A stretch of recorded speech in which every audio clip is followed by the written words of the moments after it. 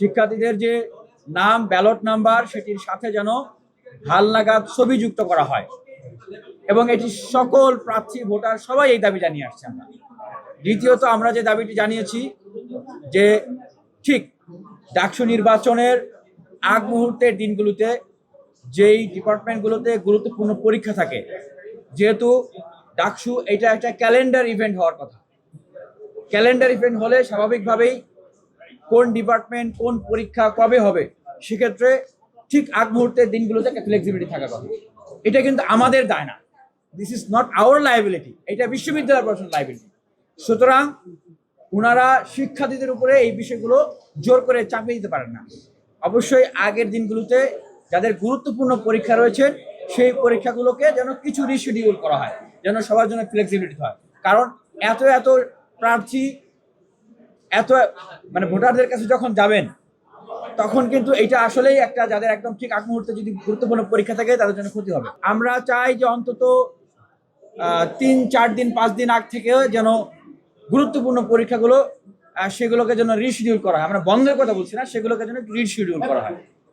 আরেকটা বিষয় যেটা যে যখন ভোট গণনা করা হবে, ভোট গণনার সময় সেখানে কারা থাকবেন, সেখানে অবশ্যই সেন্ট্রালের ক্ষেত্রে তারা যেন একজন করে প্রতিনিধি রাখতে পারেন প্রত্যেকটা হলে, যেখানে যেখানে প্রত্যেকটা বুথে যেখানে যেখানে ভোট গণনা হবে, এবং হল সংসদের ক্ষেত্রে তাদের যেখানে ভোট গণনা হবে সেখানে যেন প্রত্যেক প্রার্থী তাদের একজন করে প্রতিনিধি, অন্তত একজন নমিনেটেড প্রতিনিধি সেখানে রাখতে পারে।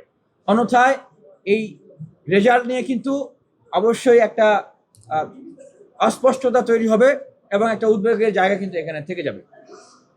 আর আমাদের শিক্ষার্থী বন্ধুদের উদ্দেশ্যে বলতে চাই যে আমরা পরিবর্তনের জন্য কাজ করতে চাই, এজন্যই আমাদের প্যানেলের নাম DUCSU for change, vote for change. এবং আমরা আর বিগত সময়ের পেশি শক্তির কালো টাকার রাজনীতিতে ফিরে যেতে চাই না, দখলদারিত্বের রাজনীতিতে ফিরে যেতে চাই না। এ কারণেই আমাদের যে স্লোগানটি হচ্ছে no more dirty politics, no more violence, make the DUCSU for academic excellence. আমাদের যে ভিশন সেটি হচ্ছে 1 স্টুডেন্ট 1 বেড 1 টেবিল।